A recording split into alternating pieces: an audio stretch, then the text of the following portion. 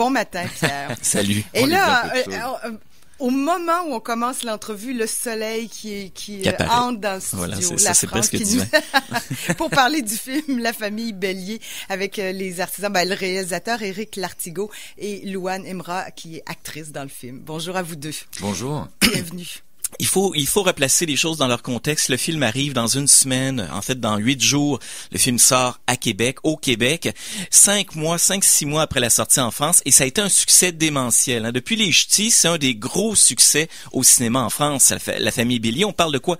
8-9 millions de spectateurs? On est rendu à combien, Éric? On s'approche des 8, oui. On s'approche des 8 millions. Si je ne m'abuse, on s'est croisés en janvier à Paris. Et si je ne m'abuse, Éric, il y a une anecdote assez intéressante sur la famille Bélier, juste avant de parler de l'histoire, c'est que tout juste avant la sortie en salle du film, je crois que c'est un producteur qui vous appelle, qui vous dit « Éric, le film est un succès ». Et là, vous avez répondu « Mais il n'est même pas encore à l'affiche ». C'est vrai, c'est pas faux. Ouais, j'étais en bleu-blotte. C'est toujours inquiétant quand on vous dit que votre film est un succès, ça veut rien dire. Et puis ça repose sur quoi? Enfin, c'est tout ça, c'est curieux, quoi. Tant mieux, hein, que le public rencontre le film. On fait ce métier pour ça, pour raconter des histoires et que ce soit vu pour le plus large de la population. Mais quand ça arrive, on ne sait pas pourquoi. C'est un espèce de. Il n'y a pas une recette spéciale, magique et qu'on utilise de film en film. Si vous l'avez, Pierre, donnez-nous-la et vous serez l'homme le plus riche de la planète. Hey, je raconte l'histoire rapidement, hein, je la résume. Hein, corrigez-moi si je me trompe, j'ai vu le film évidemment, mais bon, c'est dans mes mots. C'est l'histoire d'une jeune fille qui s'appelle Paula, elle a un talent, elle a une très belle voix, elle est dans une chorale et son professeur, son enseignant, qui est joué par Éric Elmosnino, qu'on a vu dans Gainsbourg, le film de Johann Sfar, lui il croit en elle. Elle va s'inscrire à un concours et le film est baigné, il faut le dire, des chansons de Michel Sardou. Et elle vient d'une famille très spéciale. Bon, elle parle, mais ses parents et son frère sont sourds-muets. Donc, il y a comme deux histoires dans le film. Son parcours et son talent pour la voix, alors qu'elle vient d'une famille très particulière, tous un peu caractériels, et qui, eux, n'en ont pas de voix. Et le père, qui est aussi peut-être le plus faut dire que la mère également, mais enfin, bref, lui, il veut se présenter à la mairie aussi, de son coin. Je résume bien? C'est ça. Éric et Louane, dites-moi, qu'est-ce qui fait le charme de ce film-là? Est-ce que c'est d'avoir remis les chansons de Michel Sardou à jour? Moi, je pense que c'est ça. Ou c'est la cellule familiale qui est réellement marquée par le fait d'avoir un handicap? Ah non, mais ça, c'est pas intéressant. C'est anecdotique, c'est secondaire. Moi, je pense que le plus important, c'est les chansons de Michel Sardou.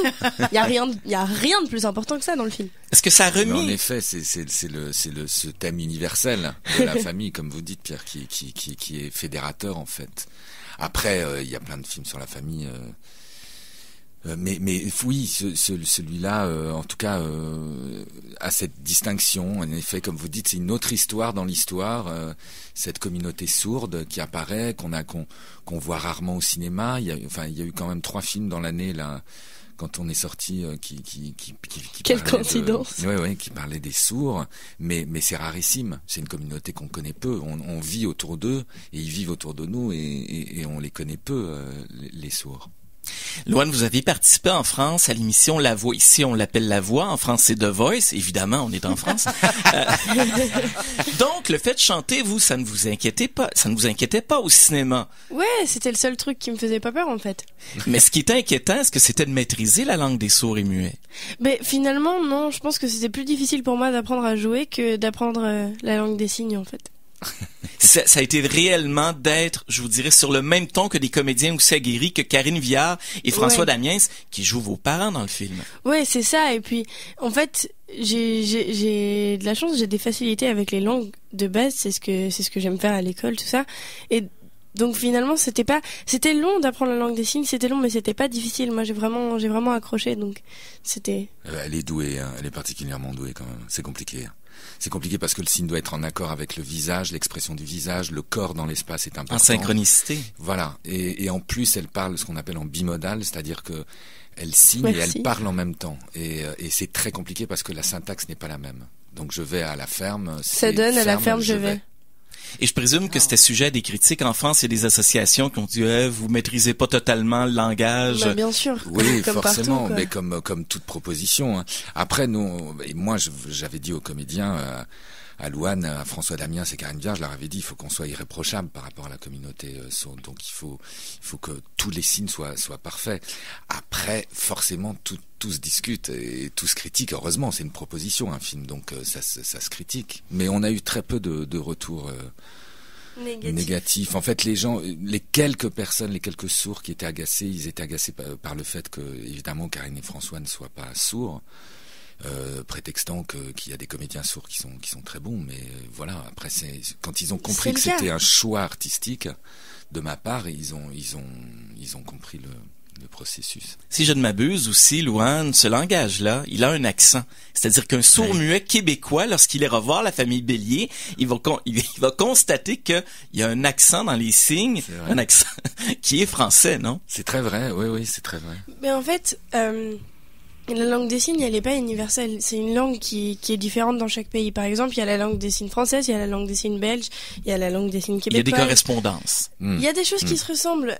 Et il y a plein de langues des signes différentes. Celle du Japon sera pas pareille que celle d'Angleterre ou celle des États-Unis. C'est vrai que tout est très différent. D'ailleurs, en ce moment, ils travaillent sur une langue des signes universelle, ce qui pourrait aider un peu tout le monde.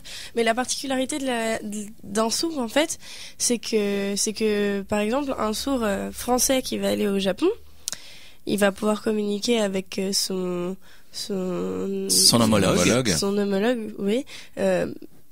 En 3 jours, 4 jours. Alors que nous, si on va au Japon, l'adaptation est plus difficile. À part arigato et itadakimasu, moi je vois pas. Et je termine sur le langage des sourds-muets parce que vous me disiez, moi, le défi, c'était de jouer justement avec des pointures comme Karine Viard, François Damiens. Mais dans le film, il y en a un qui est formidable. Vous avez gagné le César du meilleur espoir féminin.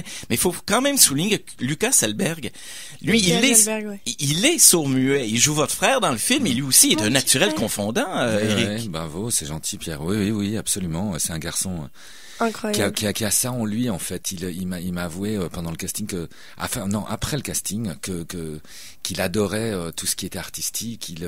Il travaille sur Photoshop. D'ailleurs, il fait beaucoup de retouches photos.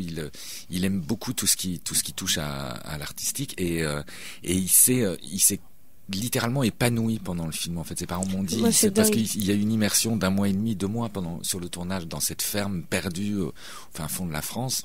Et à la fin du tournage, ses parents m'ont dit, mais c'est insensé comme il a changé. Il s'est beaucoup plus ouvert, le visage était plus épanoui, il correspondait plus, il échangeait beaucoup plus avec les autres. Il a grandi et on l'a vu pendant le tournage. C'est dingue. La première fois que je l'ai vu et la dernière fois que je l'ai vu, c'est sur le tournage, parce que je l'ai revu après, mais je parle de la première fois que je l'ai rencontré avant le tournage et le dernier jour de tournage, c'était rien à voir. En fait, c'était devenu un homme.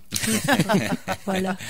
Louane, vous venez de nous lancer un album, donc une carrière de comédienne d'une part avec la famille Bélier et ce qui va suivre, une carrière de chanteuse d'autre part. Moi, je m'en tiens au cinéma. Est-ce qu'il y a une crainte demain matin ou encore un désir de voir apparaître sur votre bureau des scénarios, des offres de films avec Franck Dubosc, avec Danny Boone, parce que le succès a tellement été grand, c'est presque inévitable. Non, ça me fait pas peur, au contraire, ça pourrait me plaire. Il y a peut-être un danger aussi, hein?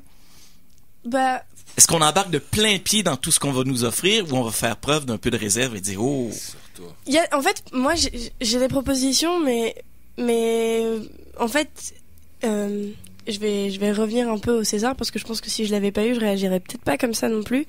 C'est énormément de reconnaissance. Je suis vraiment très très touchée.